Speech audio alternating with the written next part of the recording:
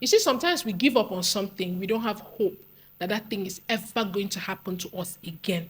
We have closed that chapter concerning that particular matter. For some of us, it may be that we have decided that marriage is not for us. So let's close the chapter.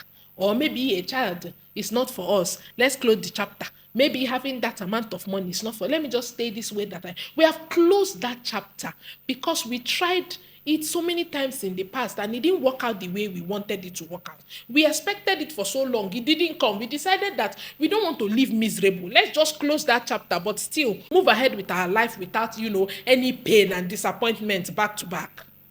But because you have given up on that thing doesn't mean that God has given up on it. Because you have decided that it's not going to happen doesn't mean that God has. Because who can decree a thing to come to pass except the Lord has said so?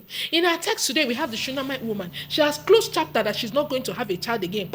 She has covered it. And so the moment the prophet is telling her that by this time next year you are going to have a child, guess what she's saying? Her response is, please don't raise my hope. Don't come here and deceive me and make me. I'll come and be expecting something that's not going to happen. Because maybe she had expected in the past and gotten disappointed. And so now she has closed the chapter for God. And God is trying to open up that chapter again in her life. And she doesn't have the willingness to do so. What have you closed that God has not closed? That you need right now to awaken? Because it will be a better position for you to put yourself and say, if God gives it to me, I'm okay. If God doesn't give me, I'm okay. But to completely shut that door, when God has not said so, no, please.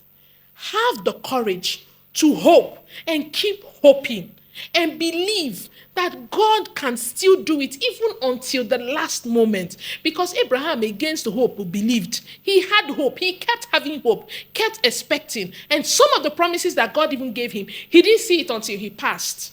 Until he says, I no go do am again. Don't give up hope yet.